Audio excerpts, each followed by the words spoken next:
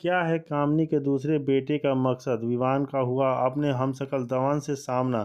जी हाँ दोस्तों, हम बात कर रहे हैं स्टार प्लस के शो जादू तेरी नज़र। अगर आप इस चैनल पर नए हैं तो इसे सब्सक्राइब कर दीजिए, साथ ही बेल आइकन दबाना ना भूलें।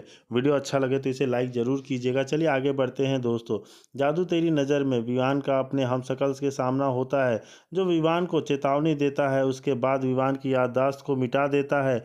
वहीं दूसरी ओर गौरी को वीणा का कंगन मिल जाता है, जिससे वह अपने अतीत के सच को देखती है। आज के एपिसोड में हम ये देखेंगे कि गौरी काम की तलाश जारी रखती है और अपनी क्षमताओं को साबित करने की पूरी कोशिश करती है, लेकिन दुर्भाग्य से वह नौकरी पाने में असफल नहीं होती।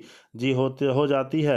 निराश होकर वह अपनी नियति दिनचर्या में वापस लौटने लगती है। तभी विवान जैसा दिखने वाला एक आदमी उसे मिलने आता है। उसी समय असली विवान भी गौरी से मिलने आता है, उसे अपने साथ वापस ले जाने की उम्मीद करता है। हालांकि गौरी उसकी बात सुनने के लिए तैयार नहीं।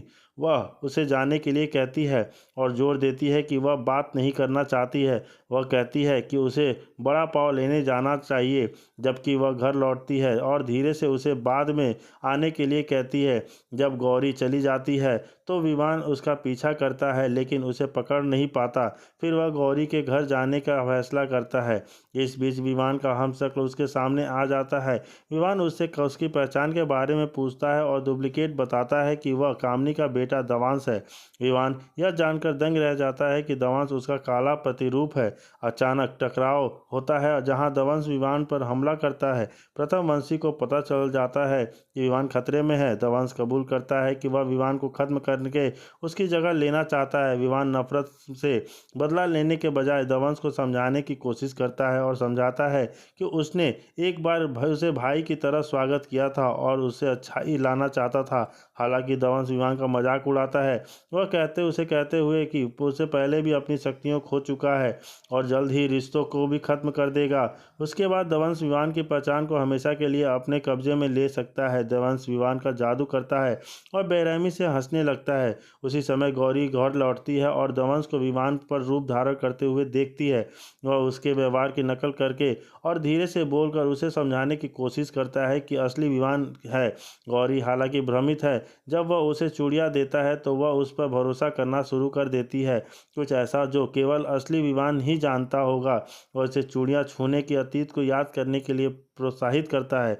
जब वह वैसा करती है तो गौरी को एक दृष्टि मिलती है जिसमें वीणा, ईश्वा और गौरी के माता पिता के बारे में सच्चाई बताती है। विवान गौरी को समझाता है कि उसकी कोई गलती नहीं है और बताता है कि गौरी के परिवार के साथ जो कुछ भी हुआ उसके लिए उसकी माँ वीणा जिम्मेदार थी। हालांकि वह जोर देकर कहता है कि उसकी माँ ने उसे बचाने के लिए ऐसा किया और कभी कभी माताओं की कठिन निर्णयों का सामना करना पड़ता है।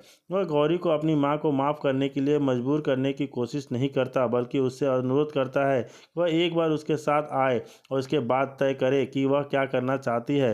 गौरी ने अपना दर्द और तमन्ना व्यक्त करते हुए कहना चाहिए उसे वीणा से कई बार सच्चाई के बारे में पूछा, लेकिन वीणा ने हमेशा इनकार किया और गौरी को गलत महसूस कराया। गौरी घर छोड़ने का फैसला करती है और घोषणा करती है कि वह वापस नहीं आएगी।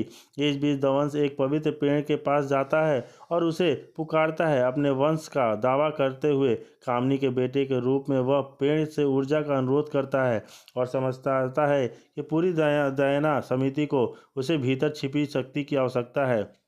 वह पेड़ के आधार से कुछ मिट्टी लेता है, यह मानते हुए कि इसमें जादुई ऊर्जा है। प्रथमवंशी यह देखना है और महसूस करता है कि किसी ने प्रथम तेज से शक्ति मांगी है। उसे डर है कि अगर यह जारी रहा तो यह पूरी दुनिया को खतरे में डाल सकता है। एपिसोड बढ़ते तनाव के साथ समाप्त होता है। दवंश के इरादे और अधिक खतरनाक होते जाते हैं कि विवान का पहचान लड़ाई में फंस गया और गौरी सच्चाई, विश्वासघात और अपनी पसंद के बीच संघर्ष कर रही होती है। जादू तेरी नज़र कहानी रहस्यमयी और जादू भावनात्मक में जुड़ी रहती है। क्या गौरी विवान को बचा पाएगी? क्या गौरी और असली दवांश को पहचान पाएगी कि यह दवांश जो है वो नकली है और उसे खत्म करना चाहता है?